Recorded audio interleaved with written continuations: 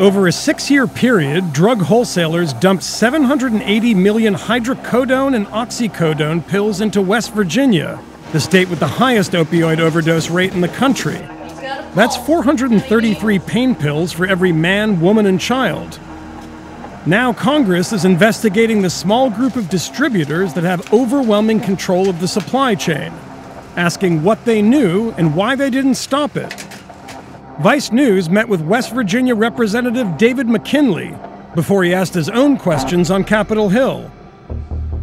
So this is a 1 and 2. So I want to be able to, if we can't get them on one, we're going to get them on the other. Right. All right. So I think this is going to be pretty powerful. There's something bigger in this issue, and what we're trying to find, who's causing it? Is it the pharmacies? Is it the doctors? Is it the wholesalers that are continuing to ship in 800 million pills into West Virginia? I want to hear whether they regret what they've done. I want to find out if they have shame for what they've done to families all across America. I don't think there's a family. When we go back in the district, I'm constantly talking to people. We've had roundtables. We had 6 roundtables on opioids last week. 6 in just 1 week. We continue to have these to understand what the problem is. I have yet to go to a meeting that someone in their family hasn't been touched.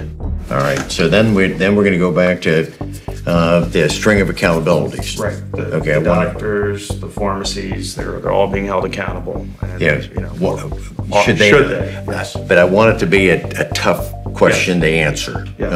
I'd also go back to their testimony because they're shifting the blame. They're saying we're just logistics. We're just logistics. Right. We're middlemen. Yeah. But everybody else in the supply chain is being held responsible. Well, I don't understand their difference between that and the pharmacy. Right. If the pharmacies can go to prison, why aren't they? And then, as you said, if there are no orders, they still had a responsibility. Right. Okay. So then I think we got them jammed on that too. Yep. I don't think they're going to see that one coming. I hope not. But unfortunately, I'm last. Yeah. Yeah.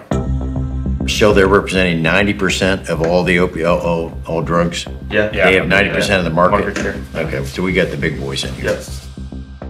Given that this community was ravaged by opioid deaths, don't you take responsibility for what was happening back then? We take all of these matters very seriously. I don't feel qualified to give a percentage of responsibility. I believe that we've got a role in an integrated healthcare system. I'm not exactly sure what you mean by solve. We ship 100,000 orders a day. It's not feasible that I'd know about all the orders. I don't believe we had a breakdown in our system. I'm from West Virginia. We've been hearing about it all day today. The fury inside me right now is bubbling over with how we're going to address this problem. And for several of you to say you had no role whatsoever in this, I find it particularly offensive. Deflecting responsibility, saying I just had to fill the order. No, you had a role. Do you regret any role that your company has played in this crisis?